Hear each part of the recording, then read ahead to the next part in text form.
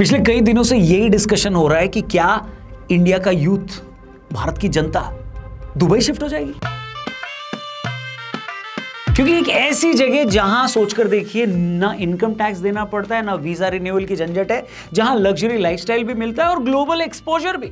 और अब उस जगह ने अनाउंस किया है कि ऐसी वीजा पॉलिसी जो दुनिया भर के टॉप माइंड्स, क्रिएटर्स, कोडर्स और इन्वेस्टर्स को अट्रैक्ट करने वाली है बिना किसी रुकावट के।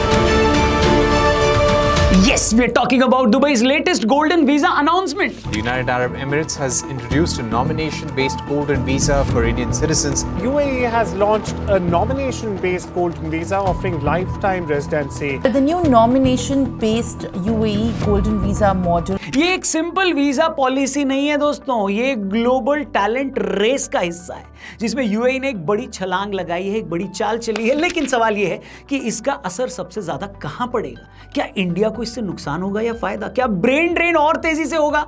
और गोल्डन वीजा की कहानी शुरू कहां से हुई है? इससे पहले कि इन सवालों के जवाब लें, ये कहानी पर आए, आपको मैं ले जाना चाहता हूं ओटीटी पर इस वक्त जो सबसे पॉपुलर कहानी चल रही है। जी हां, देश के सबसे पॉपुलर शोज में से एक पी फॉर पंचायत से पी फॉर प्रहलाद शाह हमारे साथ हमारे लेटेस्ट पॉडकास्ट पर आए। अमेजिंग पॉडकास्ट, अमेजिंग बातचीत हुई है। डिस्क्रिप्शन और पिन कमेंट में इस एपिसोड का लिंक दिया है। हमारे द रौनक पॉडकास्ट यानी टीआरपी चैनल पर जाकर इस पॉडकास्ट को जरूर देखना और अपने दोस्तों से भी इसे जरूर शेयर करना। फिलहाल बढ़ते हैं दुबई की वीजा की कहानी की तरफ। वेल, गोल्डन वीजा होता क्या है? गोल्डन वीजा एक ऐसा रेजिडेंस वीजा होता है जो किसी फॉरेन नेशनल को एक कंट्री में लॉन्ग टर्म स्टे, वर्क और बिजनेस करने की इजाजत देता है बिना किसी लोकल स्पॉन्सर के। ये वीजा 5, 10 या कई केसेस में परमानेंट वैलिडिटी के साथ दिया जाता है। पहले ये सिर्फ अल्ट्रा रिच लोगों के लिए होता था, जैसे स्पेन, पोर्टुगल, ग्रीस जैसे यूरोपियन कंट्रीज ने इकोनॉमिक क्राइसिस के बाद इसे लॉन्च किया था। बट यूएई ने इस कॉन्सेप्ट को एक नए अंदाज में 2019 में अपनाया, जहां पैसा इंपॉर्टेंट है पर टैलेंट और कंट्रीब्यूशन को और ज्यादा वैल्यू दी गई। दुबई के गोल्डन वीजा 2025 का जो अनाउंसमेंट हुआ है, मैं उसमें नहीं जाऊंगा, उससे रिलेटेड बहुत सारे वीडियोस आपने ऑलरेडी देख लिए होंगे। गोल्डन वीजा इस कॉन्सेप्ट की शुरुआत कहां से हुई और क्यों हुई, उसकी बात करें। गोल्डन वीजा का कॉन्सेप्ट पहली बार यूरोप में 2010 के आसपास आया। स्पेन, पोर्टुगल और ग्रीस जैसी कंट्रीज ने अपने इकोनॉमिक स्लोडाउन के टाइम ये पॉलिसी इंट्रोड्यूस की ताकि फॉरेन इन्वेस्टर्स आएं, रियल एस्टेट में पैसा लगाएं और इकोनॉमी उनकी जो है अर्थव्यवस्था वो रिवाइव हो सके। इस पॉलिसी का सिंपल मंत्र था, तुम पैसा लाओ, हम तुम्हें वीजा देंगे। यूएई ने 2019 में गोल्डन वीजा लॉन्च किया, लेकिन सिर्फ रियल एस्टेट या इन्वेस्टमेंट के लिए नहीं, उन्होंने टैलेंट को भी क्राइटेरिया बनाया। डॉक्टर, साइंटिस्ट, कोडर्स, आर्टिस्ट, सबको उन्होंने वेलकम किया। इसका मोटिव क्लियर था। नंबर 1, ऑयल डिपेंडेंसी कम करना। नंबर 2, टेक और नॉलेज इकोनॉमी बनाना। नंबर 3, ग्लोबल टैलेंट को मिडिल ईस्ट में लाना। गोल्डन वीजा से यूरोप और दुबई को क्या फायदा हुआ, उसके ऊपर भी नजर डाल लेते हैं। गोल्डन वीजा पॉलिसीज ने यूरोप और दुबई दोनों को काफी इकोनॉमिक बेनिफिट्स दिए हैं। कुछ की फिगर्स आपको इस वक्त स्क्रीन पर दिखाई दे रहे हैं। पहले पोर्टुगल की बात करते हैं। पोर्टुगल ने 2012 में अपना गोल्डन वीजा प्रोग्राम लॉन्च किया था। 2023 तक पोर्टुगल ने इस स्कीम से $7.3 बिलियन कमाए। इसका फॉरेन इन्वेस्टमेंट उन्होंने अट्रैक्ट किया। मेजॉरिटी पैसा रियल एस्टेट में गया, जिससे प्रॉपर्टी सेक्टर वहां पर बूम हो गई। सेकंड, स्पेन की बात करते हैं। स्पेन की गोल्डन वीजा प्रोग्राम ने 2013 के बाद से 4.5 बिलियन यूएसडी से ज्यादा का फॉरेन इन्वेस्टमेंट जनरेट किया, मेजरली इन रियल एस्टेट और अर्बन रीडेवलपमेंट प्रोजेक्ट्स में। ग्रीस की बात भी कर लेते हैं। गोल्डन वीजा स्कीम से उन्होंने $3.2 बिलियन से ज्यादा का डायरेक्ट इन्वेस्टमेंट उनके पास आया, जिसमें चाइना, रशिया और मिडिल ईस्ट के इन्वेस्टर्स सबसे ज्यादा एक्टिव रहे। अब यूएई की बात करते हैं, उसमें भी दुबई की। तो दुबई ने 2019 से लेकर 2023 तक approximately 50,000 plus golden visas issue किए। रियल एस्टेट में इस पॉलिसी के बाद फॉरेन ओनरशिप में बड़ा जंप देखा गया। 2022 में दुबई ने 44 बिलियन यूएसडी का रियल एस्टेट ट्रांजैक्शन रिकॉर्ड किया, जिसमें सिग्निफिकेंट कंट्रीब्यूशन ओवरसीज इन्वेस्टर्स का ही था।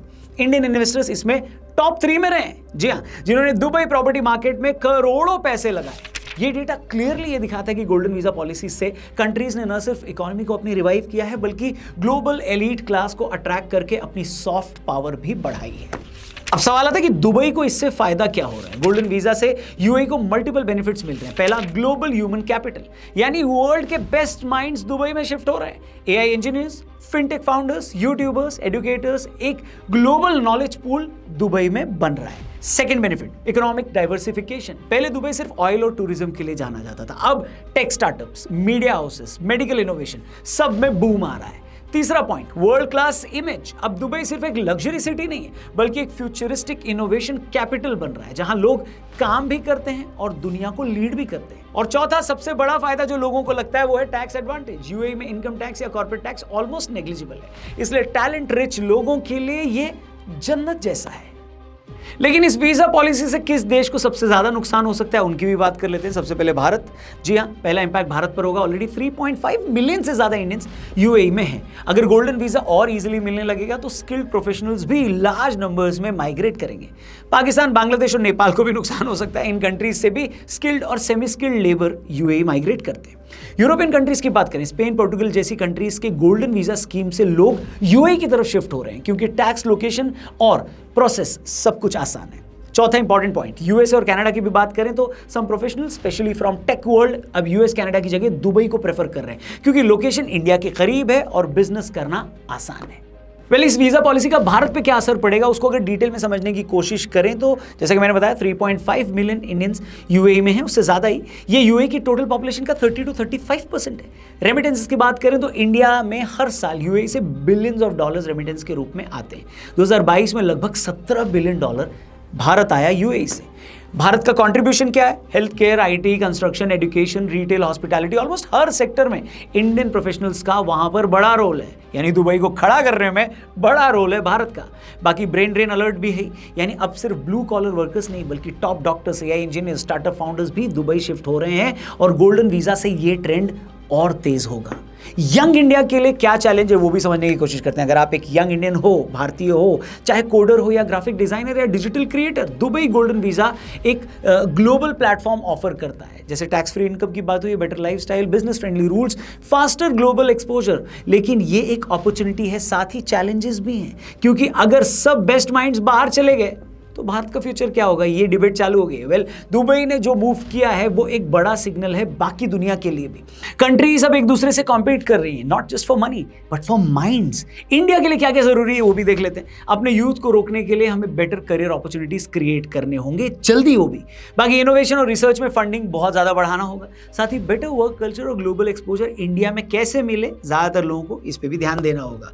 यानी जाने से पहले फिर से, दुबई का गोल्डन वीजा एक गोल्डन ट्रैप है या गोल्डन चांस, ये डिपेंड करता है कि इसे कौन कैसे यूज करता है। UAE smartly global talent capture कर रहा है और इंडिया जैसे डेवलपिंग नेशन से लोग अट्रैक्ट कर रहा है। सवाल ये है कि क्या हम अपनी यूथ को रोकने के लिए कुछ कर रहे हैं? आपको क्या लगता है, क्या आप दुबई जाने का सोचोगे अगर आपको मौका मिल जाए और वीजा मिल जाए तो, या आप इंडिया में ही कुछ बड़ा करना चाहोगे? कमेंट करके जरूर बताओ। और जाने से पहले हमारे लेटेस्ट पॉडकास्ट को भी जरूर देखना, जो कि हमने किया है प्रहलाद चा के साथ। जी हाँ, फैजल मलिक, एक्टर पंचायत के, प्रहलाद चा का रोल उन्होंने निभाया। बहुत सारी बातें पंचायत इस वेब सीरीज के बारे में भी हुई हैं और भी चीज़ों के बारे में, तो जरूर देखना। डिस्क्रिप्शन में लिंक और पिन कमेंट में लिंक दिया है हमारे द रौनक पॉडकास्ट चैनल का, उस चैनल को भी सब्सक्राइब करना। थैंक यू फॉर वॉचिंग, जल्दी मिलते हैं। जय हिंद।